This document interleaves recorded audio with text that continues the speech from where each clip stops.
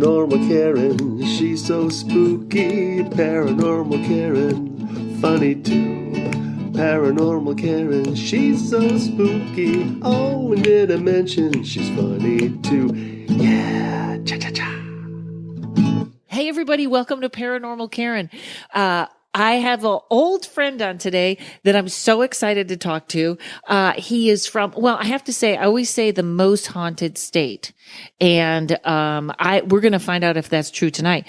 But the topic that I find so interesting is my guest has had, and his wife have both had doppelgangers.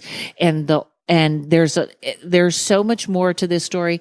Let's get right to it. Hello, Patrick DeHart. How are you, my dear? So good, Karen. So nice to hear your voice. I know it's been, I think the last time I actually ran into you was Phenomenology, wasn't it? Years ago.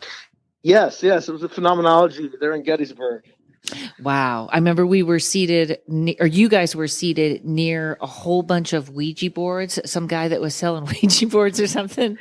And yes. You guys were like, don't you feel that low vibration? And I was like, yeah, I guess it's that guy. It's one thing. You go on a date and somebody smells, that's one thing. But when they have that low Ouija board vibration, you're like, oh, I got to get away from this. But that was fun. So Patrick, let me get a little intro to my listeners. How did you get started in the paranormal? Okay. It's several things, so let me make this like as quick as I can. Okay. I want to say basically it started back in 2004. I was in Iraq. I was in the military. I was in the Army. I got stationed at an Air Force base. The very first night I was there, this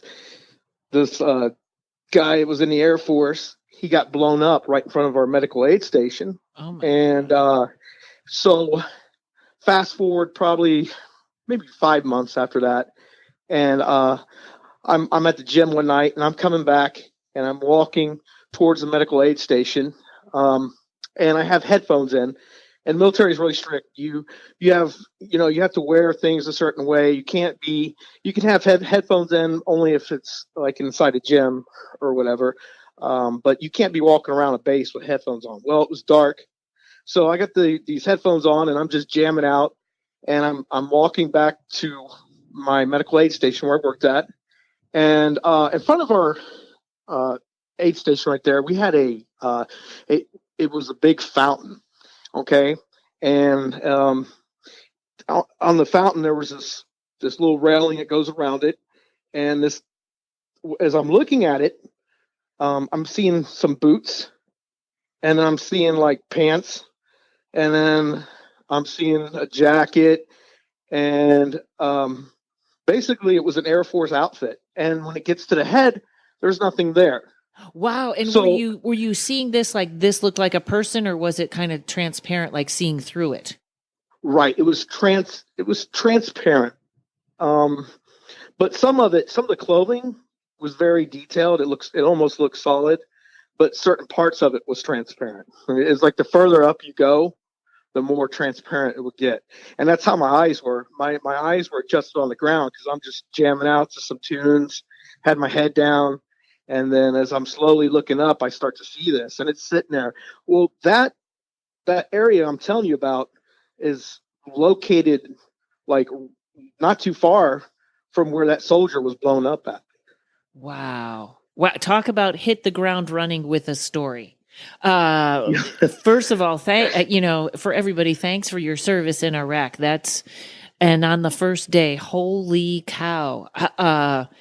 I can't even process that right now. So, man, that's amazing. So, and this is 2004. That's funny. Usually everybody is like, when I was a little kid, there was somebody standing over my bed, but wow. So that just kind of blew your mind and got you interested?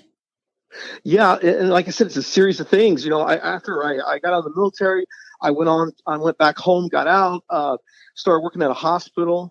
And then I started seeing things in the hospital, and and finally one day I had someone to back me up, so I knew I wasn't too crazy. So we'll leave that so up to my judgment. yeah, so yeah, it was a series of things, and it started becoming part of my life. I mean, I started not like I was psychic or anything, but I was seeing spirits, ghosts off and on to the point to where I finally said, I'm going to do something about it.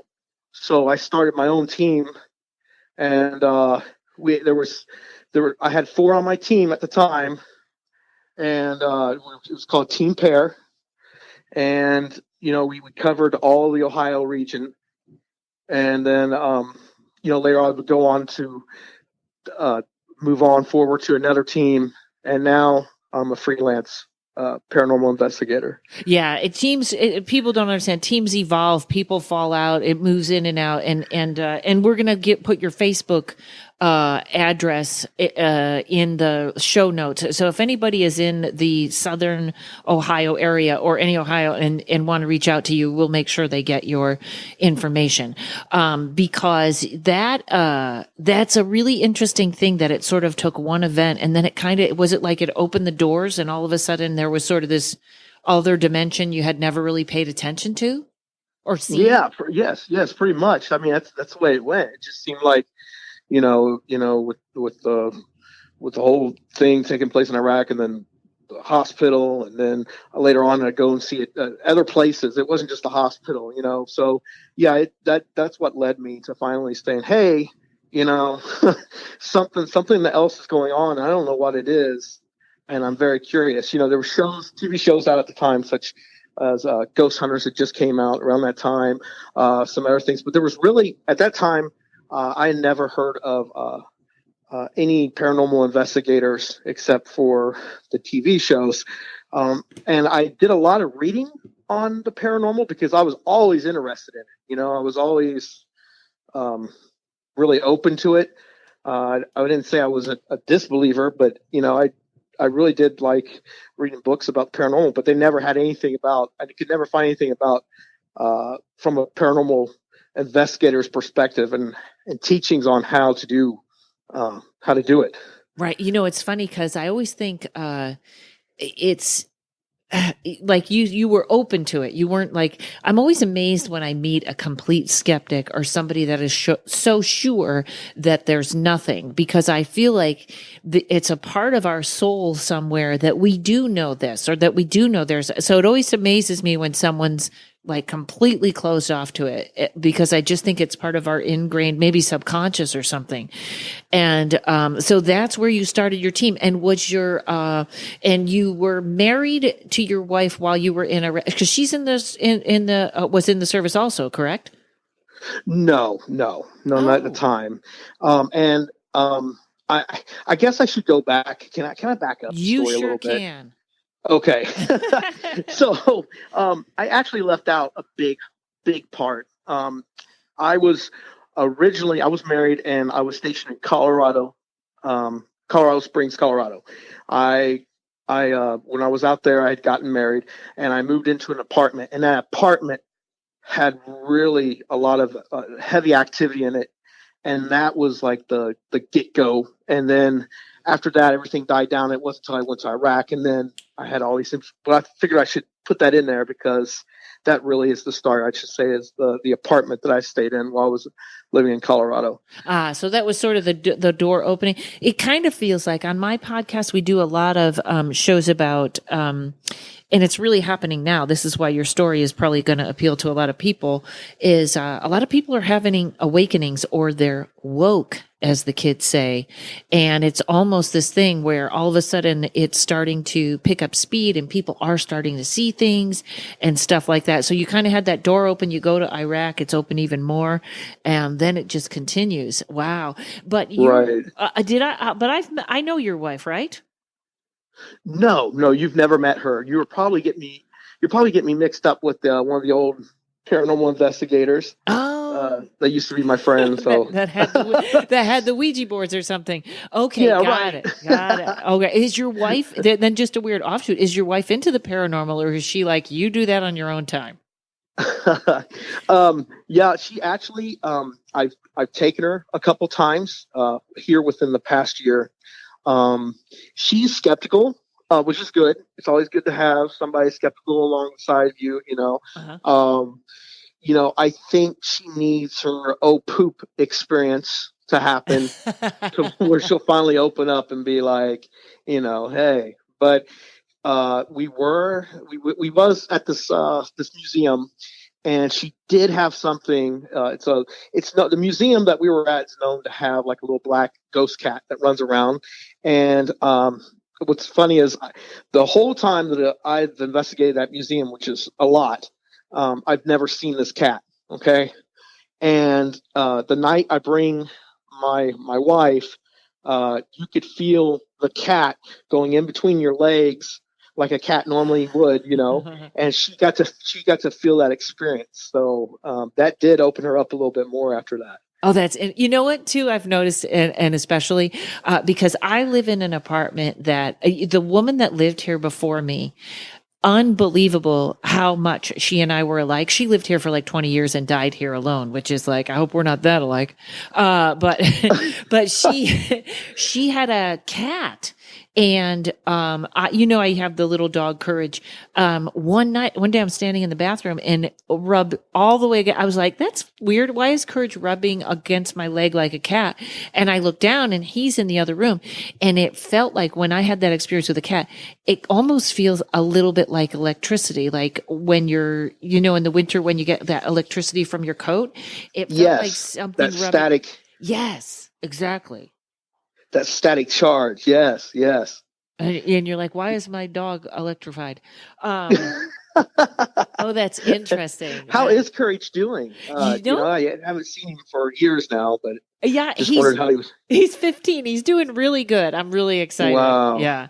And, it's funny because I do a lot of military tours, but since I have had Courage, I keep them to a minimum. And he's 15. So I'm hoping for a long, long time he'll be around, but I haven't. One of the things that made me sad, I'm getting ready to leave the country once and be separated from him. Oh my God, trauma.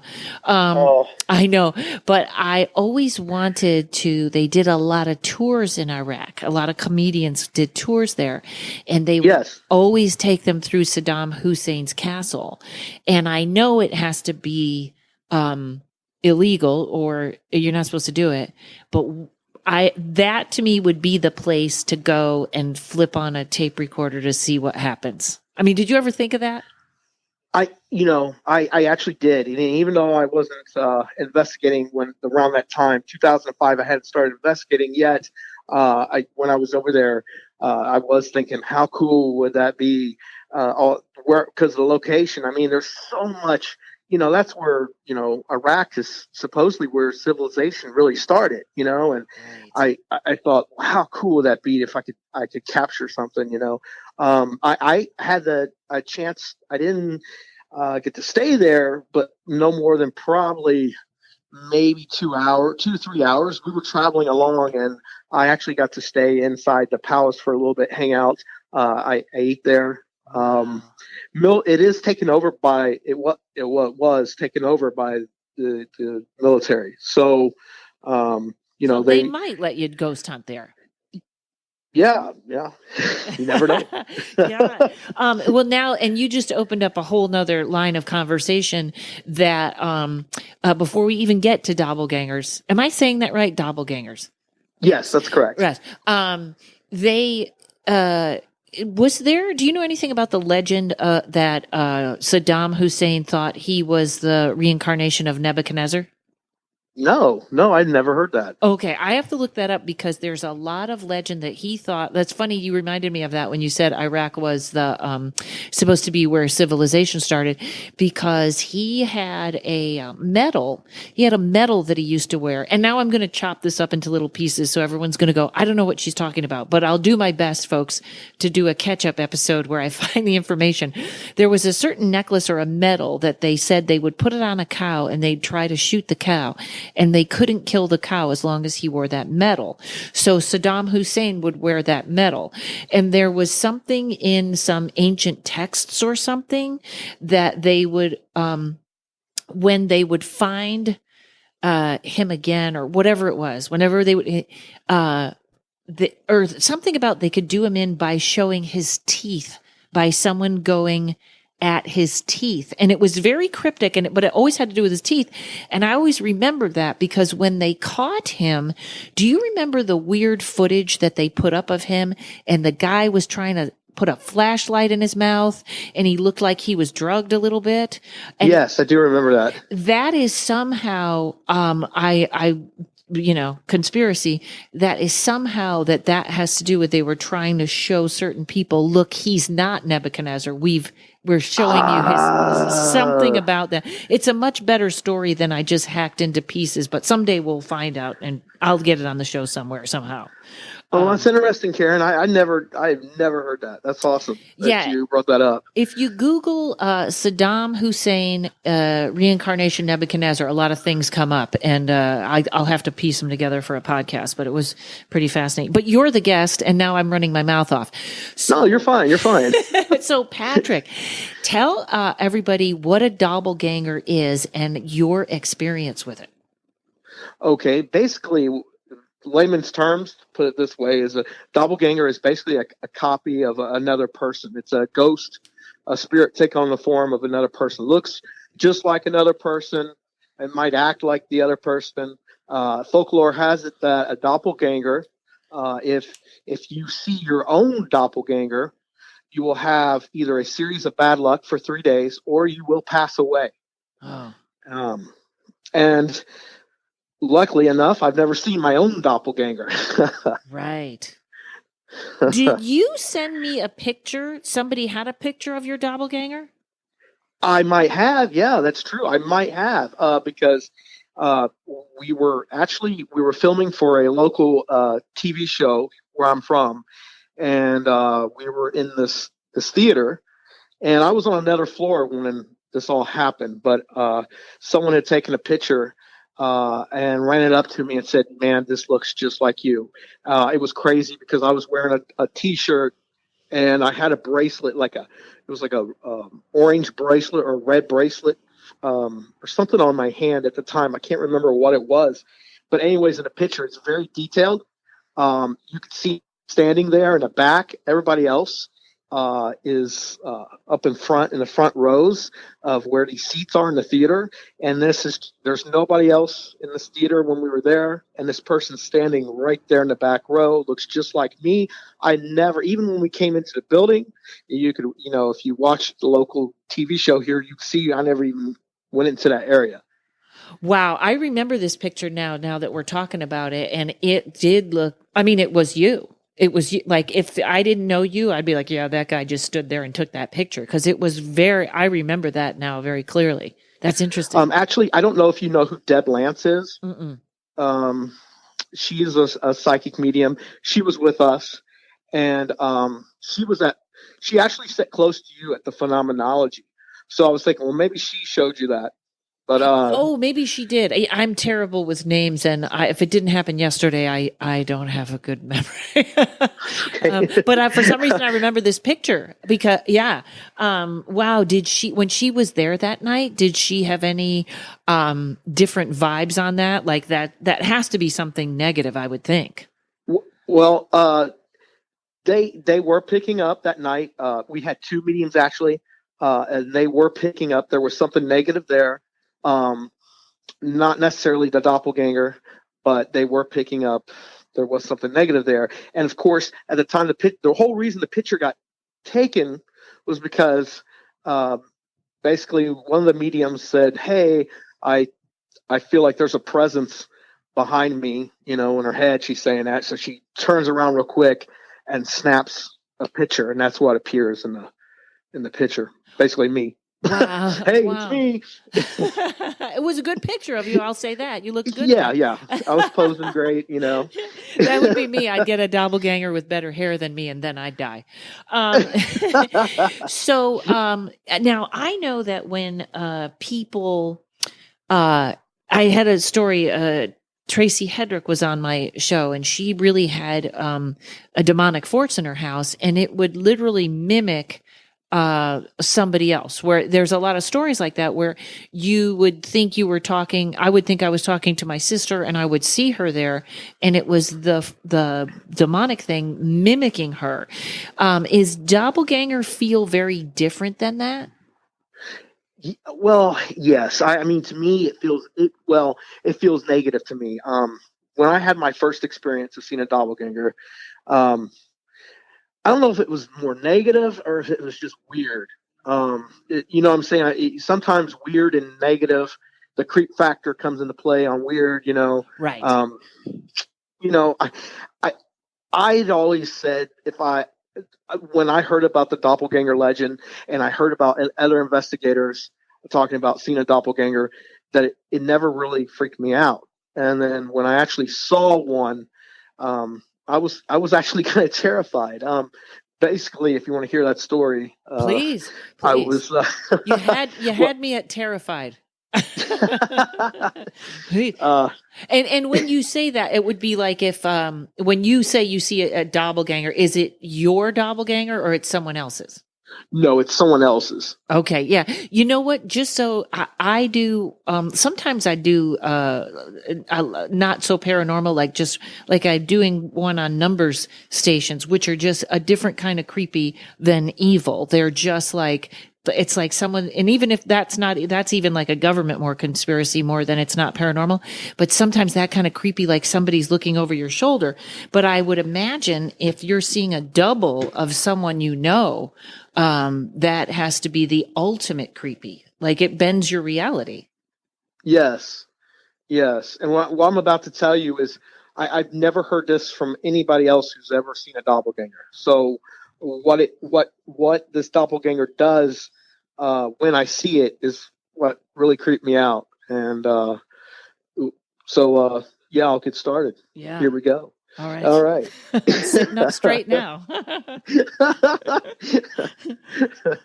Make sure you get your diapers and everything else. I know. Pair of depends. My nightmares. Well, this will be tonight's chosen nightmare. Okay. All right. Okay. Oh my God. Okay. So I was. We were doing we put on our own convention. Me and my last paranormal team, and we invited a couple people to stay. They were from out of state, so we let them stay at our homes. Okay, so they didn't have to get a hotel. We saved money that way. And then, of course, we put some people up in hotels. And anyways, to make a long story short, me and one other person we shared a couch downstairs. And she was sleeping on one end.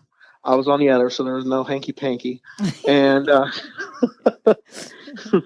or weird hanky-panky, one of the two. Okay. It's true, right?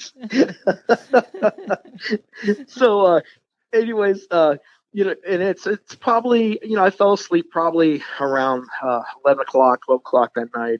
And all of a sudden I wake up around 2 o'clock in the morning and I see the lady the homeowner who lived was on my team, Patty.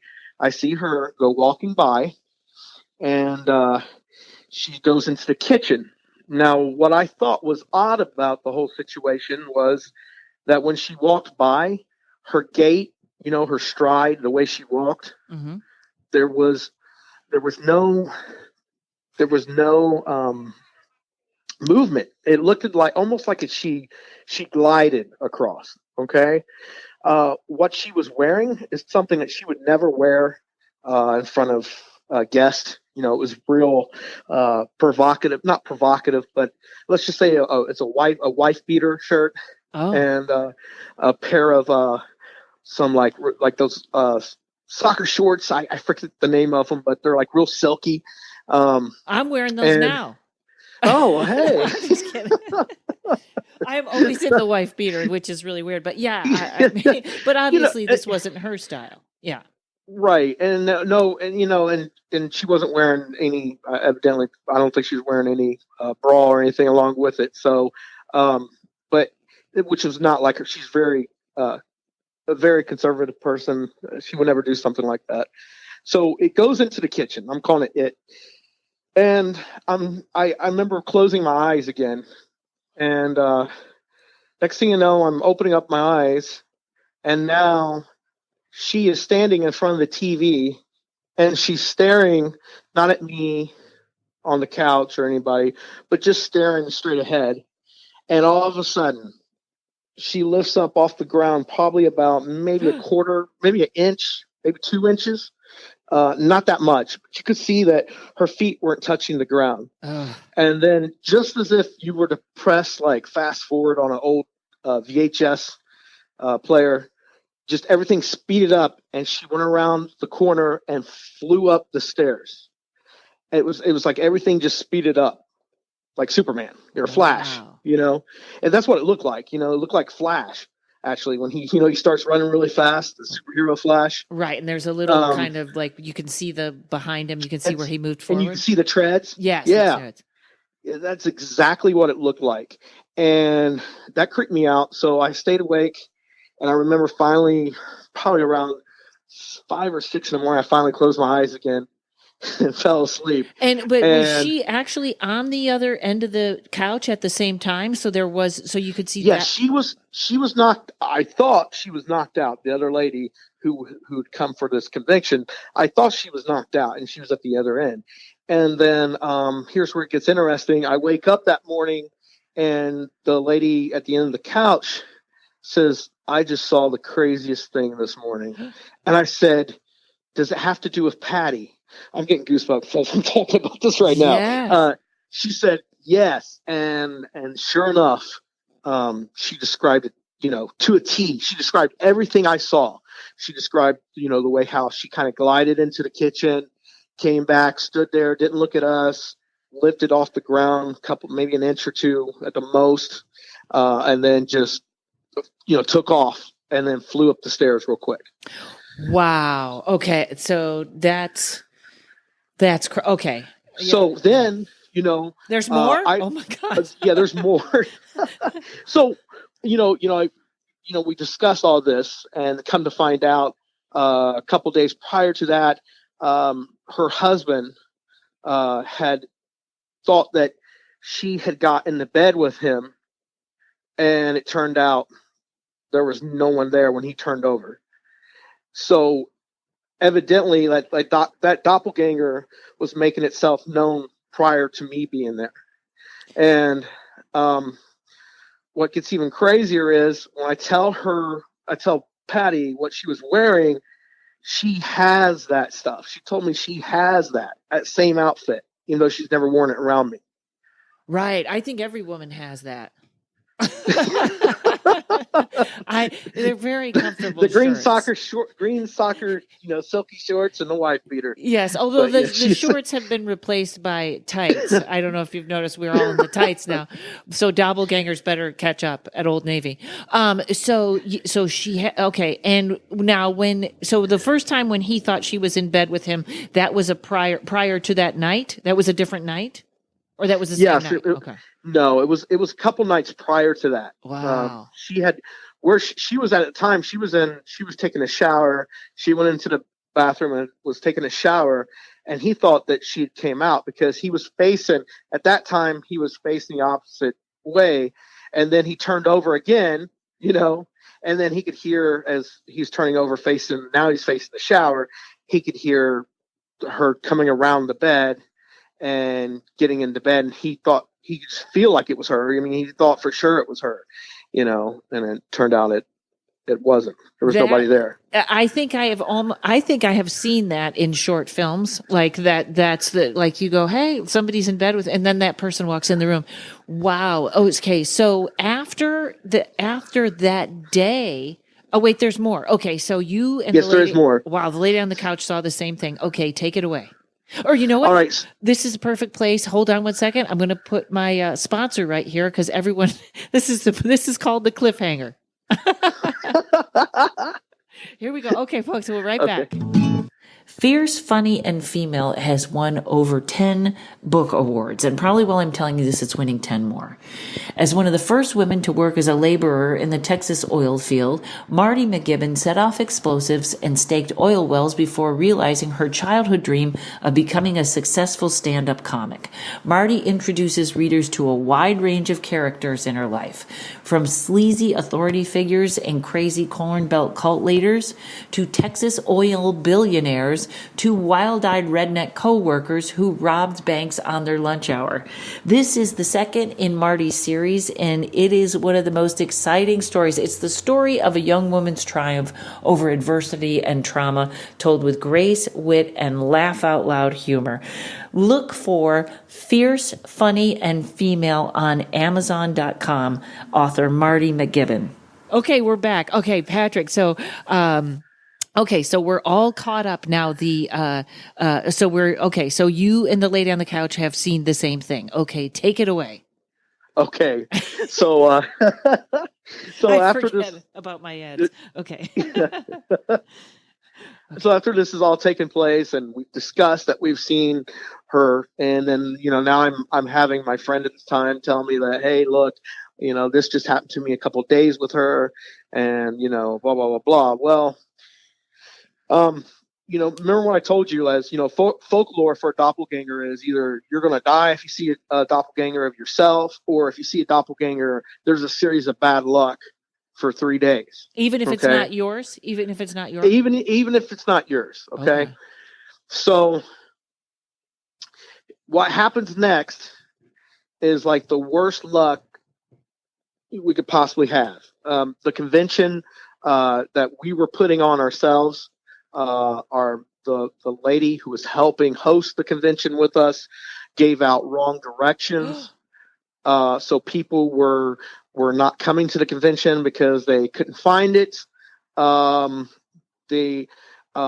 Everything you could think of that could possibly go wrong went wrong. It went on. The convention was for 3 days, and for those 3 days, we only got a handful of people. And the thing is, it wasn't like everything was going smooth, and just like as soon as the whole doppelganger incident, maybe it's just a coincidence, but it did make me think really, really hard about that. Wow.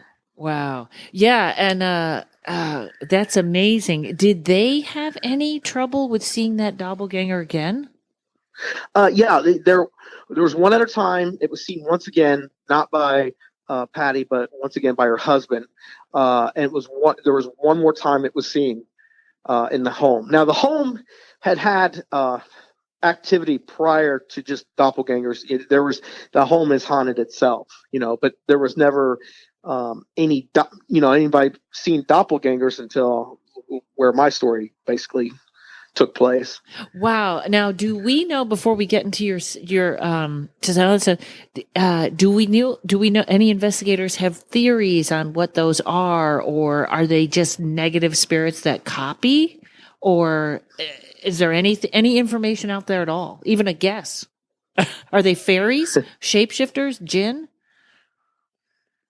Well, one of the other theories is, I don't know how much you know about the outer body experience, but some people theorize that when a lot of people do the whole OBI, where they leave their bodies when they fall asleep and travel, some say that you could be seeing, that's what you're seeing, That's what I thought. I thought her out of her body when she's sleeping, but that doesn't explain the bad luck. Right, where that comes into play. No, it doesn't. Yeah, and you said, and after the theater one, did you also have really bad luck after that one? Okay, after the theater incident, I did. I don't recall exactly what it was at that time, but I did have a little series of bad luck. But I think it was more me getting paranoid, But see, I wasn't the one who saw it, right? And I don't know if that person did or not. I can't say. Wow, that's fascinating.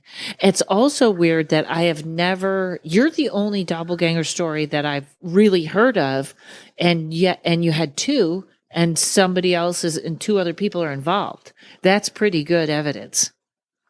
Right. It's always good when you have another person to back you up, unless you both escape from like a mental facility, some kind of psych ward, and then and it doesn't do you any good. But Well, yeah, but even then, two is still better than one. Two people, crazy people, is better than one. That's right. Wow, that's fascinating. And God, I can't even imagine.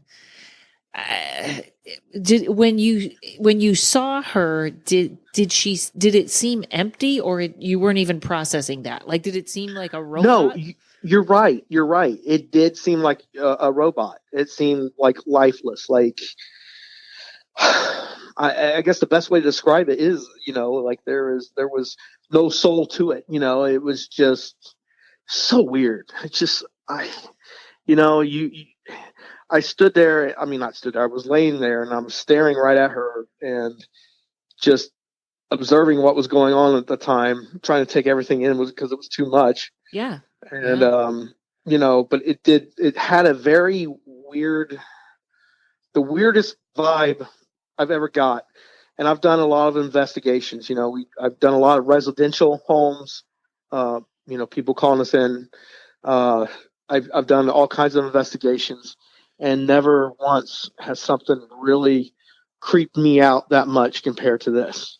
Wow. It's funny how the human soul, like they say, you can always see it in someone's eyes. It's funny. The more I'm into the paranormal, the more I realize all these things. What are the eyes are the windows to the soul, or the doors? Soul, yes. Something like that. And when you hear about, like, when they talk about demonic stuff or aliens or whatever, they can't replicate a person. Like, I believe we all have alien DNA, but it seems like I remember hearing a guy say that when demons try to shapeshift into people, the teeth are always wrong. Something's like, you can look at them or the Men in Black, you go, wait, somebody didn't get that exactly right, which is kind of like what that sounds like. It sounds like a projection of some sort. Right, exactly. Like a hologram. Like a hologram, yeah. That's exactly right, But it was, she was solid enough to where when I looked at her, I thought for sure that's who I was seeing was, and when I looked, like, before she took off, like when she was floating off the ground, I really was looking pretty hard then, it really caught my attention. And that's when I really did notice that there were certain features like what we're talking about right now that just didn't add up, just right. She was more transparent in some way. Wow. That is, when people are floating, it's very hard to look away. It is. I'm sorry. Yeah. I've never seen a person float before. This is the first time, Yeah. Well, that's even those pictures. Like, when you look at the ghost photos, there are some that they're like, debunk these or something. So when someone is either like, when you're, maybe when a place has been rebuilt and it's higher than it used to be and something is halfway into the floor or it's above the floor, that's one of those things that's creepier than anything. That's creepier than googly eyes or something. It's just like, hey, that's not supposed to be there. Wow. Fascinating, Patrick. So now what are some, you must have a lot of favorite places there in Ohio. I always heard that Ohio was the most haunted state, but I kind of hear that a lot, and I'm starting to think it's Utah, but Ohio is you guys are pretty high up on the list. You had, who was the serial? Elliot Ness was there. You had the basket serial killer. There was a whole bunch of serial killers from Cleveland. I know that. But what is your favorite place to investigate in your area?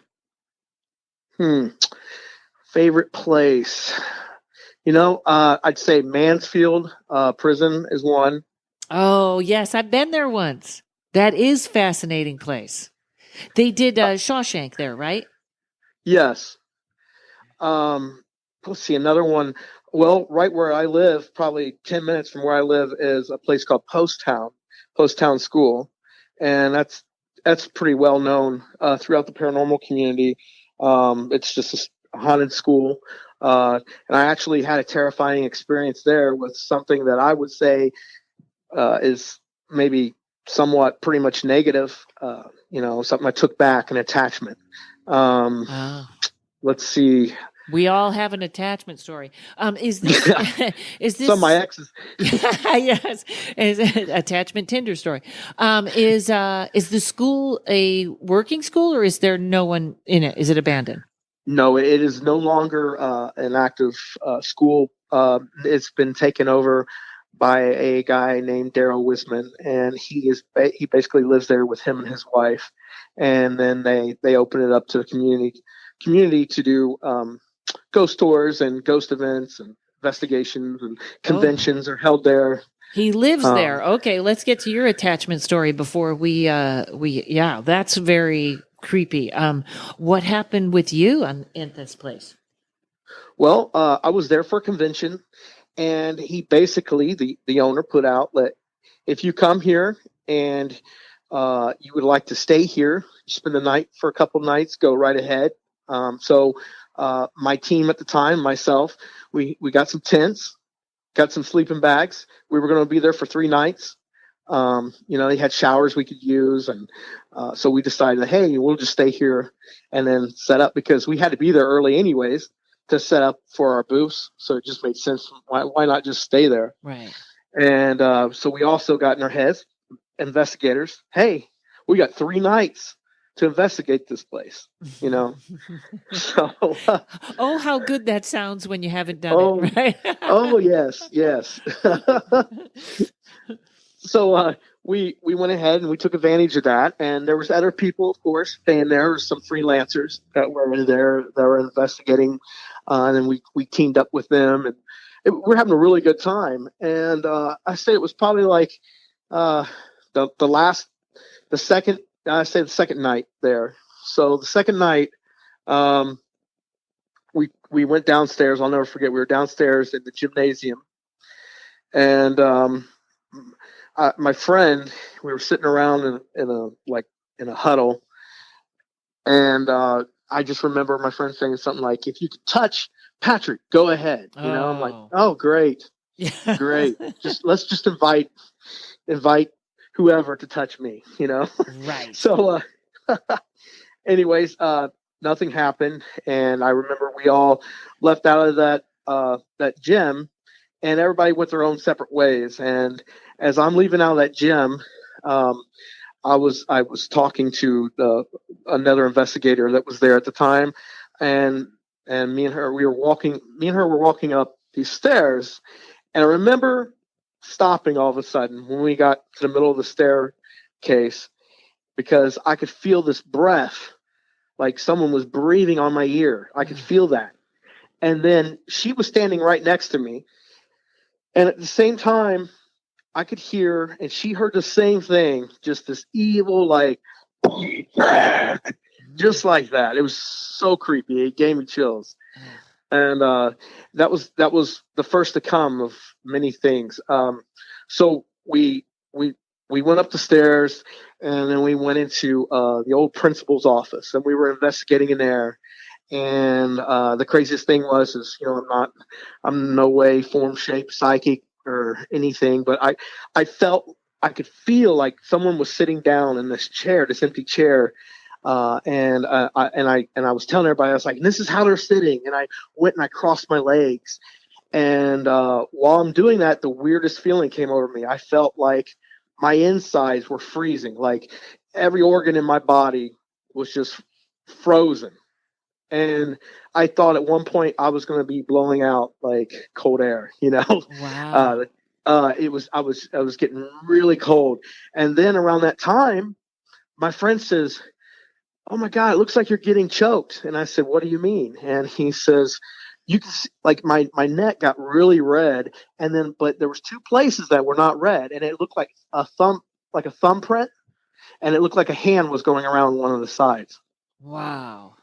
And then that's when they got concerned for my safety and pulled me up and said, you need to stop right now. Get up, get out of that chair. And so later on that night, we're done investigating, and I go to lay down. And as I'm laying down, all I can start hearing is I could hear this little girl, and she kept saying, help me, help me. But then after I'd hear the little girl, I'd hear what sounded like demon, something saying demon. Now a demon, I've always studied and always learned that a demon will never announce itself. It'll never give itself away, But so that went on, and I just kept hearing that over and over and over, and it got to the point to where I couldn't sleep. And I got up and started walking around, and then eventually I just said, you know what, guys, I'm leaving out of here. I'm going to go home, try to sleep at home. And they said, well, you know what?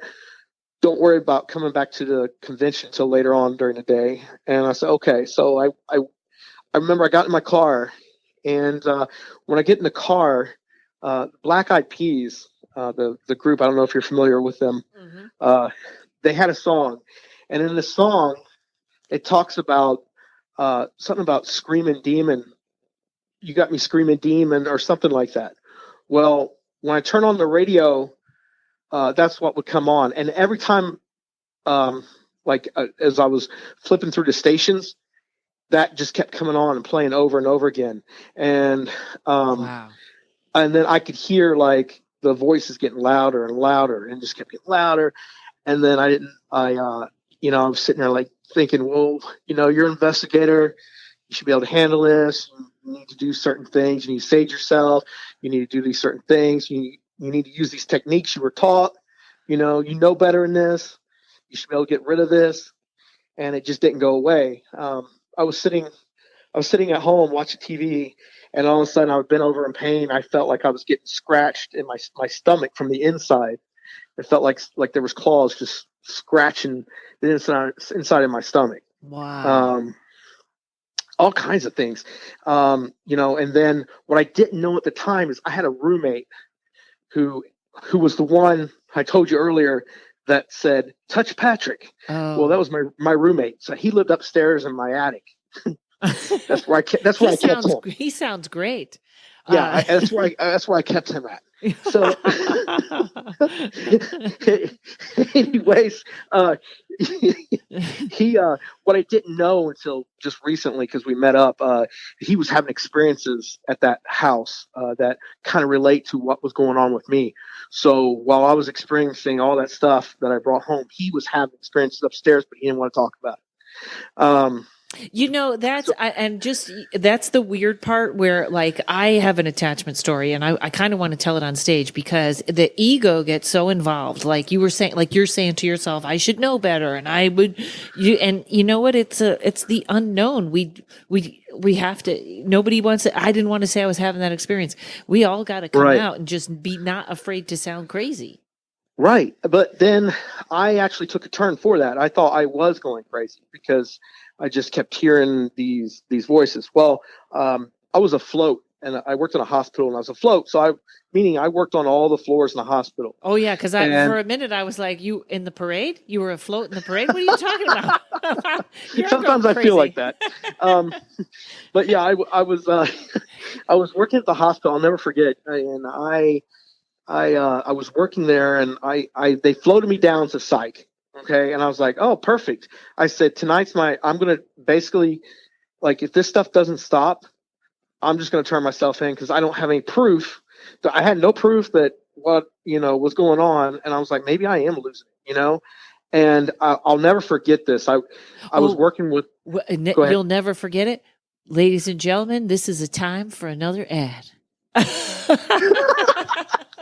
Oh, we're ready to the apex. Hold on, Patrick. Who do tarot readers go for tarot readings? They go to Melissa Sonova at melissasonova.com. She gave me the best reading a couple of months ago that is still resonating and helping me out now. She is authentic and to the point. You loved her on the podcast. She is the no BS tarot reader. She also has a tarot class online right now. Check it out. Just watching the promo, you will see how much fun you are going to have while you learn. Also, check out her book, which is always right beside me when I'm doing my readings or my tarot card for me in the morning. It is called Kitchen Table Tarot, and you will love it. Melissa Sonova, that's MELISSACYNOVA. Check her out. Okay, so you were in the psych ward. Okay. So I'm in the psych ward. I was giving you time to play the ads. I know. I didn't know. That's okay. I edit them in after, so Patrick just hears me stop and then nothing, and then I go, okay, tell me. So yes, but yeah, okay. So you're in the psych ward, which So I'm in, oddly okay, enough is kind of a scarier place because there's a lot of crap in there too, isn't there? Oh yeah. Okay, There is. go ahead. I'm sorry to interrupt you. So I'll never forget one of the aides. Nurse's aides that was working down there. She was pregnant, and I had to tell her my whole situation. I said, "Hey, look, just letting you know, I'm about to turn myself in because of this reason." And she said, "I don't think you're crazy." And then that's when I explained to her the whole situation. And then it hit me like, I don't know, out of nowhere. It came out of nowhere. I'm like, what am I doing? I have a voice recorder.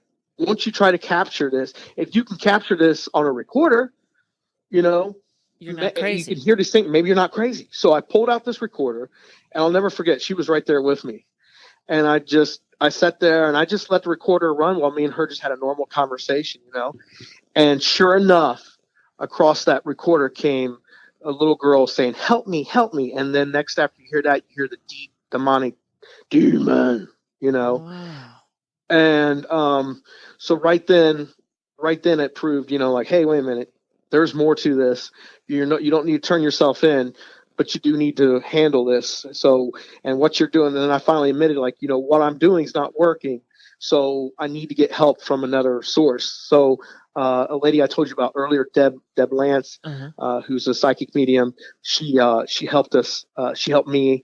I reached out to her, and she told me what I needed to do, and which is basically taking sea salt, taking a rag, placing the rag in the sea salt, wrapping it up, and then placing it above my head and getting into the shower, and then picture breathing in white light and blowing out dark matter, and visualize this, as you're standing underneath the shower, letting the water run through the towel and letting it hit your head like the water.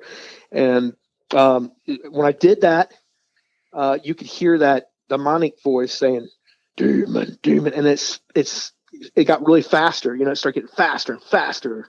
It speeded up, and then it got faster and faster, and then finally it just went away. And then that was it. Like, for me, that was it. I didn't have anything else happen to me. I couldn't explain. The voices stopped. I could play a recorder and not get nothing. Wow. But that's kind of where it stops for me. And things start happening to my roommate who lived above me, which I did not know, like I said, until I just talked to him here recently, and we started sharing stories. He's like, "No," and his is pretty creepy. His stuff was pretty creepy. Wow. So and just to repeat again, you put sea salt in a towel and then sort of took a shower so that in a washcloth. Okay. Yeah, I put it in a washcloth. I should say a washcloth, and wrapped it up, held it above my head, let the water pour, get in the shower, let the water run through the rag, let it hit your head. So it's sort of filtering like it's salty water showering over you. Right. Okay. Wow. And, at this point I was willing to do anything, right. Nothing had worked. Like I said, I had, a common thing in the paranormal is always like saging yourself, after an investigation or before, I had, I tried that. That didn't work. No, it's funny because my friend, thank God for my friend Tommy, the demonologist, because he helped me when I had mine, and a lot of oils and stuff and some Reiki, and everybody probably has their own way, but in fact has me use Palo Santo more so than sage, but yeah, it's amazing. That's just fascinating. Yeah, I truly believe in it now. I truly believe in, this whole method of taking the sea salt and holding it above your head, because it worked. And like I said, I could hear the voice start getting faster and faster and faster, and then everything was just gone. God loves sea salt. I have yes. objects in it as we speak. And so that's a ritual you do now. I haven't had to, but yes, it's something I really recommend for anybody to do after an investigation. I mean, if you do it all the time after an investigation, you might not have to ever worry about bringing something negative back, Yeah. And it's cheap. I love that it's really, it's great that these answers are as inexpensive as they can be. That's probably a great way to just, shine up your aura. Anyway, I mean, it just, right. I take a bath every night that I don't have a show, and I always fill the bath with some sort of sea salt or Epsom salt or something. It's pretty amazing. Wow, that is fascinating. It really, so after this thing left you, it just went right upstairs to your roommate? Yeah, like it never, and also, not only did it leave me, but also the little girl who also left me. It went up there. She went up there as well, and basically she was up there. He would hear her every now and then saying, "Help me," and then his girlfriend, who was an investigator as well. We were all on the same team.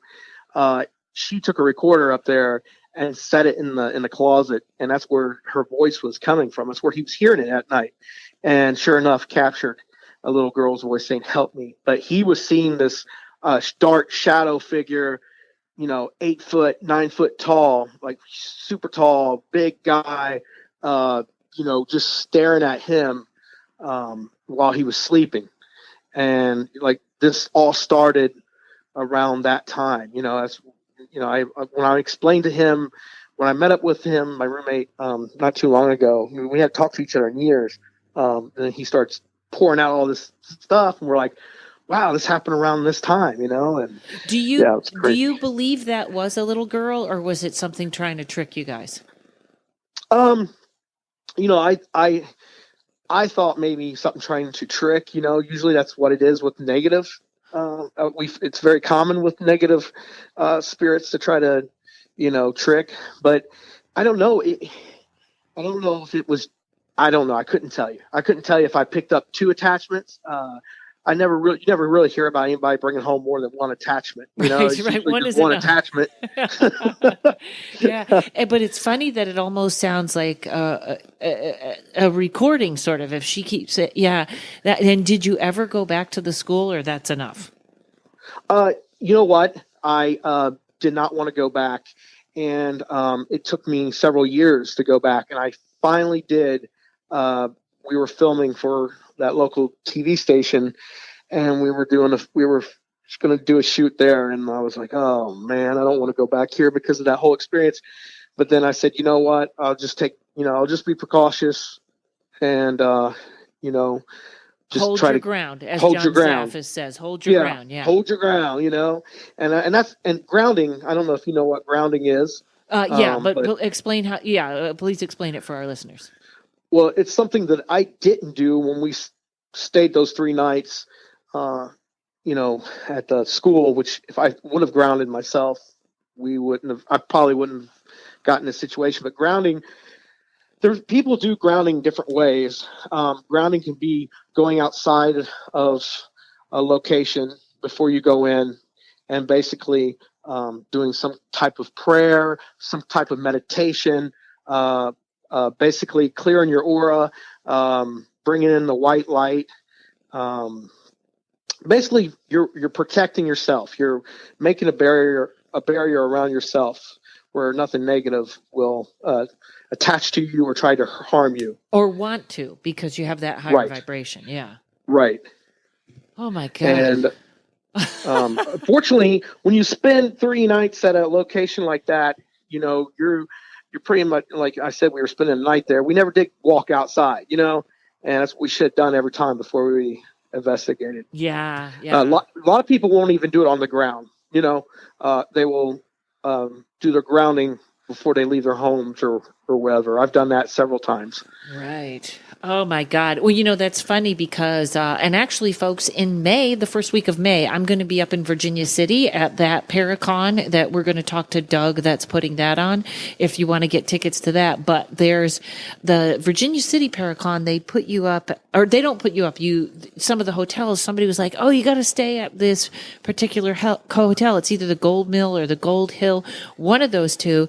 And it's extremely haunted. And you know what? I'm all done with that. I don't need 24 hours. You know what I mean? Like, I don't want my dog to be scared. I want to ghost hunt and then go to a quiet hotel. But it is funny. And I know that your friend didn't do this, but I have, when your friend, it's like, there's a couple of things, and folks that are ghost hunters, this is up to you, but I'm with you. I am not interested. Don't touch me. Don't touch me. I don't, and someone else can say that. Touch me if you're here. I'm not interested in that. I'm fine without that. But I also think like these situations that happen to you, they prepared you for whatever's next. That's the thing. Right. And they also prepared you for private investigations that how real this is now. Right. It really did. It was an eye opener, and it made me believe even more than in what's out there. We can't explain. That really opened me up. It's why too, when I get emails from people and stuff, I always joke and I say, I'm all in. I believe everything. Nobody's going to pull the wool over my eyes. I can be skeptical enough, but I like to give people the leeway to know that I trust them so they can tell me the whole story without feeling stupid. You know what I mean? Right. Like someone might say, I don't know why I crossed my legs in the chair. I don't have to tell her that. And you're kind of like, no, maybe there's something there we need to, you know what I mean? Yeah, right. I understand.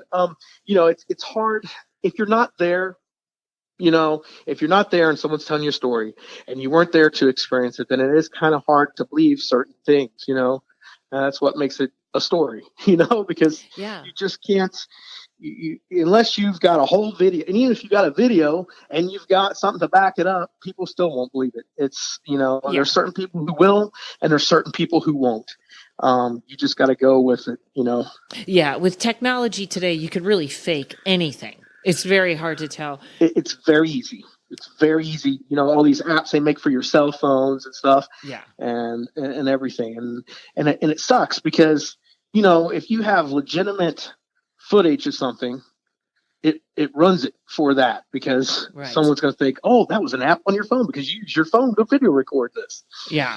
It's funny how much it makes us believe and makes us disbelieve at the same time. But I do, it's even like my friend Tommy, the demonologist. I always laugh because everybody kind of has a story where something bad happened, and before it happens, Tommy always goes, I wouldn't do that. And we never listen. But everybody, you have to get bit once before you do, and so now you have an empathetic ear, and you're probably more when someone is telling you what's going on in their home, you know what's going on. But, oh my God, Patrick, that was fantastic. I'm not going to sleep. You're not going to sleep. People are going to be floating through my apartment in wife beaters. And there's going to be a dark black mask hovering above your bed with a shadow figure and everything else. I was so glad we got in touch. Oh man. Can you tell my listeners where they can follow you or find you, or if they're in that area and they have any questions, where they can get a hold of you? Right. Well, currently I'm becoming a independent freelancer right now. So I just left out of another paranormal team. So for right now, you can find me until I get my website up, you can find me on Facebook. It's Patrick DeHart. There's only like one or two of me in Ohio. So it might be my doppelganger, but don't do that. No bad luck. so yeah, Patrick DeHart on Facebook, basically for right now. And of course, I eventually will get back into doing conventions, and promoting myself, getting myself back out into the field. And events and everything. And great. You you let us know whenever who's us? Maybe my doppelganger. You let me know whenever you have something to promote, and I'll make sure everybody here knows. And all Patrick's information is going to be in the show notes. So if maybe you want to say hello or you have a story or something, but it's great. Well, thanks for coming on, Patrick. Well, Karen, thank you for having me. It's been an honor to be on your show. Like I said, it's been so long since I've seen you. I miss you, and I miss your dog. I miss your little dog, Courage. Yeah. I know. Well, hopefully I'll be out in Cleveland soon, or maybe I'll have an event or something. But right. Wonderful. Well, thanks everybody. Thanks to Mike Flynn at Uno Rising, my producer, and folks, if you can give me a 5-star review wherever you listen, that would be super cool. And send me your ghost stories. If you have a doppelganger story, please send it to me. Conspiracies, whatever. Thanks, everybody. We'll see you next week.